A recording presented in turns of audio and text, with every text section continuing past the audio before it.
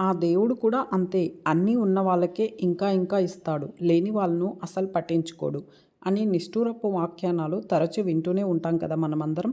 అదేంటి అలా అన్నారు అని అడిగితే, పలానా వాళ్ళకి అంత డబ్బు ఇచ్చాడు. నానా కష్టాలు పడుతున్న మాకెందుకు చిల్లి గవ్వ కూడా ఇవ్వడు? శ్రీమంతులంటేనే ఆయనకిష్టం.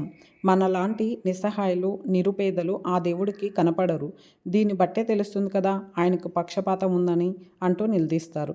నిజంగా దేవుడికి పక్షపాతం ఉంటుందే? నిజమే, ఉంటుందేమో. ఉంటే ఎవరి పట్ల ఉంటుంది? దేవుడు నిజమైన భక్తుల పట్ల పక్షపాతం చూపిస్తాడు. ధర్మం వైపే నిలబడతాడు. కానీ సాధారణ మనుషుల్లాగా భగవంతుడికి కూడా పక్షపాతం ఉందని సామాన్య అర్థంలో అంటే అది తెలివి తక్కువ మాట అవుతుంది. దేవుడి అనుగ్రహాన్ని సంపాదించడానికి అనుసరించాల్సిన మార్గాలు ప్రత్యేకంగా ఉంటాయి.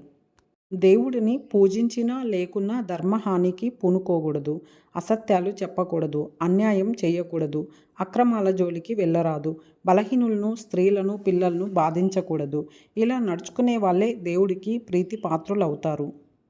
ఇంకా చెప్పాలంటే ఇతరులని తనతో సమానంగా చూసుకునే వాళ్ళను, తనకు సాధ్యమైనంత వరకు ఇతరులకు సాయం చేసే వాళ్ళను ఆ పరమాత్మ దయగా చూస్తాడు.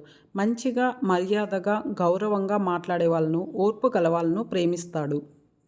ఇతరుల తప్పులను క్షమించే వాళ్ళను, ఎవరినీ నిందించకుండా వాళ్ళు తమను తాము సరిదిద్దుకునేందుకు సహకరించే వాళ్ళను దేవుడు గమనిస్తాడు. తన జాబితాలో నమోదు చేసుకుంటాడు. ఇతరులను ఆదుకునే వాళ్ళను మనమే దేవుడు అంటాం కదా. కనుక నిస్వార్థంగా పరోపకారం చేస్తే దేవుడు ఎప్పుడు మన పక్షానే ఉంటాడు.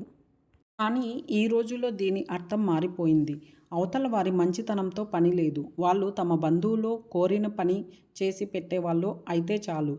తమ శక్తియుక్తుల్ని వాడి మరీ వాళ్ళకి అండగా నిలుస్తారు. ధర్మాధర్మ విచక్షణ ఉండదు. నవ్విపోదురుగాక నాకేంటి సిగ్గు అని నిర్లజ్జగా పక్షపాతాన్ని చూపించే వాళ్ళు లోకంలో చాలామంది ఉన్నారు.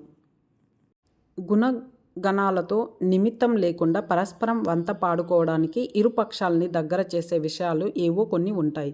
అలాంటి రాగద్వేషాలు మనుషులకు మాత్రమే పరిమితమైనవి. వాటిని దేవుడికి ఆపాదించి భగవంతుని నిందించడం సరికాదు. భగవానుడు ఎల్లప్పుడూ ధర్మపక్షపాతి అని గ్రహించాలి. ఆయన ఎవరికీ భయపడాల్సిన పని లేదు. ఎవరి నుంచి ఏమీ ఆశించాల్సిన అవసరం అంతకన్నా లేదు. అందరికీ అన్నీ ఇచ్చేవాడు ఆ పరమాత్మే అయినప్పుడు ఆయనకి ఎవరేమివ్వగలరు? ఈ ప్రపంచమే ఆయనది.